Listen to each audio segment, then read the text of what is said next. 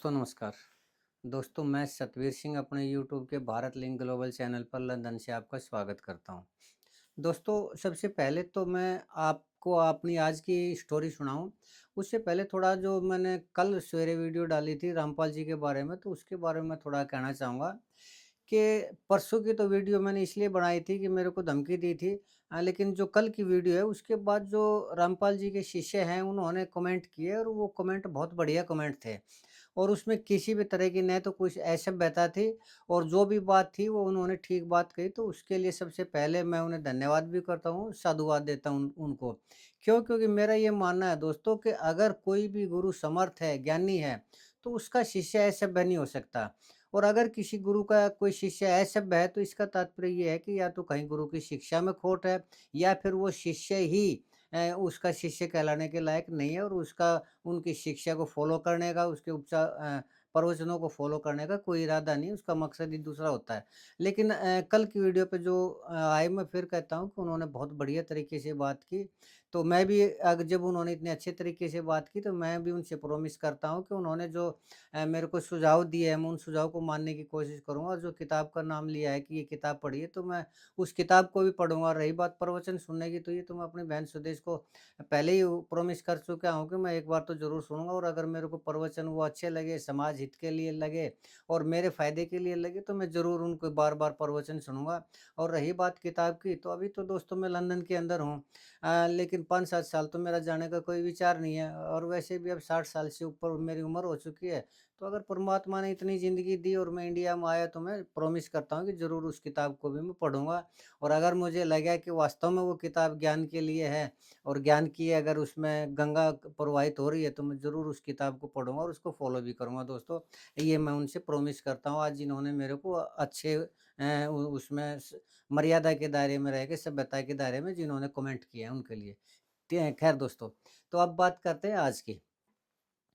तो दोस्तों रोहतक के अंदर एक कॉलोनी है, कबीर कॉलोनी। वो लगभग 30-35 साल पहले खाली ज़मीन पड़ी रहा करती वहाँ पर।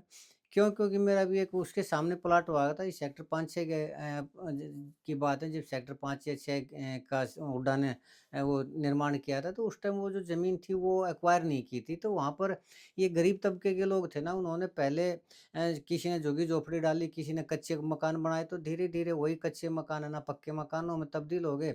और आज वो पूरी की पूरी कॉलोनी हो चुकी है। शायद वो सरकार ने उसको वैध तो नहीं किया है, पता नहीं मेरे को वैध हो चुकी है या नहीं हो चुकी, लेकिन अब वहाँ पर ठीक मकान बनने लग रहे हैं और वहाँ पर रोड व गलियाँ वगैरह सब कुछ ठीक हो रही है। तो उसी कॉलोनी में एक लड़की रहा करती जिसका नाम था माया। और दोस्तों एक और कॉलोनी है रोहतक के अंदर जिसको खोखरा कोट बोलते हैं। ये खोखरा कोट शायद 1947 में जब देश का विभाजन हुआ, तो यहाँ से जो लोग मुस्लिम मुस्लिम समुदाय के थे वो पाकिस्तान में चले गए थे, तो ये उजड़ गया था। तो उसके बाद फिर ये वक्त के अनुसार धीरे धीरे उसके ऊपर मिट्टी जमती गई और अब वहाँ पर काफ़ी लंबा चौड़ा एक टीला सा था, तो उसके ऊपर भी लोगों ने कब्जा कर लिया और वो मकान बनाने लगे। लेकिन दोनों ही जगह के ऊपर जो लोग रहते हैं वो आज भी मतलब लोअर तबके के रहते हैं इनकम के हिसाब से, जिनकी कम इनकम है, क्यों? क्योंकि वो कब्ज़ाई हुई ज़मीन थी दोनों ही जगह के ऊपर। तो वहाँ पर जो जिन लोगों ने आके ना किसी ने मकान बनाया, किसी ने वो, तो आज उन्हीं के कब्ज़े हो गए और वहाँ रहने लग रहे हैं। तो कम इनकम के लोअर इनकम ग्रुप के लोग वहाँ रहते हैं।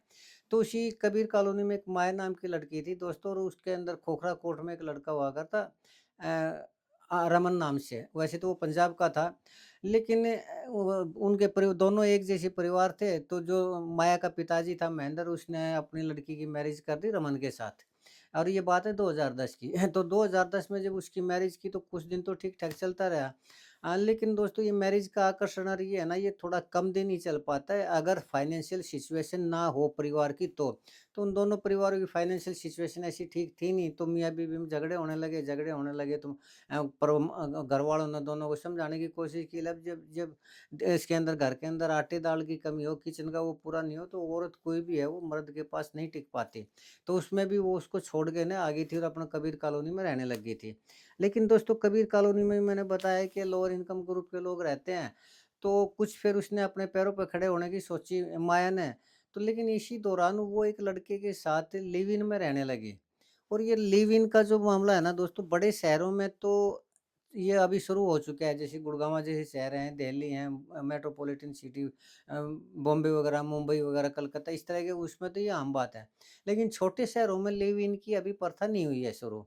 तो वो एक तो ये कॉलोनी थी, वो लोअर इनकम ग्रुप की थी और उसमें लगभग गाँव से आके न जो काम धंधे की तलाश में रोहतक शहर के अंदर आने लगे, वही लोग आकर उन्होंने मकान बनाए, तो माहौल जो है वो एक तरह से गाँव का ही है। और गाँव के अंदर ये लिव इन का मामला आज भी सहन नहीं किया जाता है। इसमें इसमें चरित्र से उठा के न बात, चरित्र से संबंधित बात होती है, लोग उँगली उठाते हैं लड़की, खासकर लड़की के ऊपर। लड़के पे इतनी उँगलियाँ नहीं उठती, क्योंकि हमारे समाज का कुछ ताना-बाना ही ऐसा है कि लड़की कुछ कर दे तो उसके ऊपर उँगली उठती है, लड़का कुछ भी करे उसके ऊपर लोग पता नहीं क्यों उस चीज़ को नॉर्मली लेते हैं। ख़ैर दोस्तों, तो जब उसने देखा कि लिव इन में वो रहने लग रही, तो उसने अपने पैरों पर खड़ा होने के लिए अपना एक ब्यूटी पार्लर भी शुरू कर लिया माता दरवाजे पर। माता दरवाजे का एरिया भी ऐसा ही है कि आसपास के जितने भी गाँव हैं, वहाँ के आके ना लोग वहाँ रहने लगे थे। वहाँ का जो माहौल है वो भी एक तरह से गाँव का माहौल है, शहरी और पढ़े लिखे उसका माहौल नहीं है। तो ऐसे में जब वो कबीर कॉलोनी में उस लड़की का माया का मायका था, यानी उसका परिवार भी वहीं रहा करता और वहीं वो रहा करती और वहीं उस लड़के के साथ एक किराए का कमरा लेके ना वो लिव इन में रहा करती। तो उसके परिवार वाले उस पे ताने मारने लगे, महेंद्र की वो लड़की थी, महेंद्र के ऊपर मारने लगे ताने। उसका भाई था एक लाला, ज्वाला प्रसाद उर्फ लाला नाम था, उसको मारने लगे। लेकिन पिता ने तब कुछ नहीं सोची, उसने तो सोचा चलो तेरी बेटी का गुज़ारा हो रहा है, उसकी ज़िंदगी कट रही है तो कोई बात नहीं। तो उसने तो इस तरह से मतलब आँखें बंद कर ली एक तरफ, लेकिन भाई से पता नहीं क्यों ये सहन नहीं हुआ और लोग उसको आते-जाते ताना मारने लगे, तो वो किस-किस का जवाब देता। तो उसने अपनी बहन को समझाने की भी कोशिश की, कई बार समझाने की कोशिश की, लेकिन वो लड़की अब चूँकि ब्यूटी पार्लर था उसका, ऊपर से लिव इन में रह रही थी, तो वो लड़के के साथ भी उसका गुज़ारा कोई ठीक-ठाक ही हो रहा होगा, तो वो उनकी परवाह नहीं की उसने। तो लेकिन जब लड़के से सहन नहीं हुआ, तो आखिर उसने कल सवेरे माता दरवाजे पे जो उस लड़की का माया का ब्यूटी पार्लर था, उस पे जाकर ना उसकी गर्दन काट दी। हालाँकि इस दौरान उसकी एक अटेंडेंट थी लक्ष्मी, उसने भी उसको छुड़ाने की कोशिश की और इस चक्कर में उसको भी चाकू लगा। लेकिन उसने वो लाला ज्वाला प्रसाद उर्फ लाला लड़का था, उसने आखिर अपनी बहन की गर्दन को दबोचा और चाकू से उसका गला रेत दिया और उसकी वहीं हत्या कर दी। ख़ैर लोगों को पता चला, तब तक मेडिकल में उठा के लेके गए। किसी ने पुलिस स्टेशन में फ़ोन किया, सब्जी मंडी पुलिस स्टेशन लगती है वहाँ पर, तो वहाँ एसएचओ गया, उसने ये मामला बना, एफआईआर दर्ज की और वो लड़का था जो लाला, उसको भी गिरफ्तार कर लिया। और इस तरह वो जो लड़की, उसका माया का अंतिम संस्कार हो चुका है और वो जो लड़का है उसका भाई था, वो ऑनर किलिंग के मामले में जेल के अंदर बंद हो चुका है। तो अब आने वाले टाइम में ये है कि उसको मेरे हिसाब से तो ऑनर किलिंग पे आजकल की जो कोर्ट है वो भी सख्त है। तो इसमें मुझे लगता है कि उसको उम्र कैद की सज़ा तो होगी ही होगी। अब दोस्तों एक बात और है कि इस तरह की ऑनर किलिंग अब गाँव के अंदर तो वो रहा नहीं करते हैं। तो अब मान लीजिए गाँव में भी रहते हैं, तो क्या हत्या करना इस चीज़ का एक समाधान है? मुझे नहीं लगता कि हत्या करना इस चीज़ का कोई समाधान है।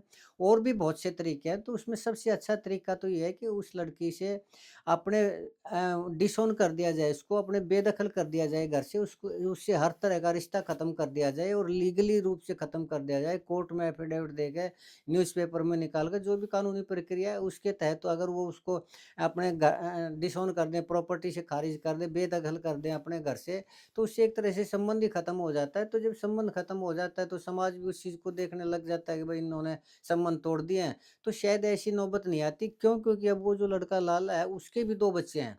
अब ये देखिए, वो तो जेल में चला गया, अब उसके परिवार की आर्थिक स्थिति ऐसी है नहीं, ऊपर से अब 2 बच्चों का वज़न और वो बच्चे अब किसके पास रहेंगे? अपने दादा के पास रहेंगे। ऊपर से जो ज्वाला प्रसाद यानी लाला की जो घरवाली है, वो एक तरह से विधवा का ही तो जीवन जिएगी, भले ही वो उसकी वो जिंदा रहे बेशक, लेकिन उसकी विधवा में और उसमें क्या फ़र्क रहेगा? तो कैसे अपने बच्चों को पालेगी? क्या ये सोचने लायक बात नहीं है समाज के लिए? तो क्या ऑनर किलिंग ही एक समाधान मिलता है? क्या हत्या करना, क्या इज़्ज़त इतनी बड़ी होगी कि अपने ही जीवन को दाँव पर लगा दे? आजकल ज़माना इतना आगे जाने लग रहा है, जब तरीके दूसरे हैं, संबंध खत्म किया जा सकता है, उससे दूर हटा जा सकता है। अगर फिर भी ज़्यादा ही वो लगता है, तो आदमी खुद दूसरी जगह रह सकता है, लेकिन अपनी ज़िंदगी तो बर्बाद ना करे। माया तो मर गई, उसका तो कोई बच्चा था ही नहीं। लेकिन अब महेंद्र की वो जो ज्वाला प्रसाद है, उसकी क्या रहेगी? वो सारी उम्र जेल में पड़ा रहेगा। न उसका उसके बच्चों को केयर करने वाला कोई, ना उसके माँ-बाप का केयर करने वाला कोई। समाज में बदनामी हुई वो अलग, और क्या अब ऑनर किलिंग से उस लड़की को मार के उनकी इज़्ज़त का वो हो गया?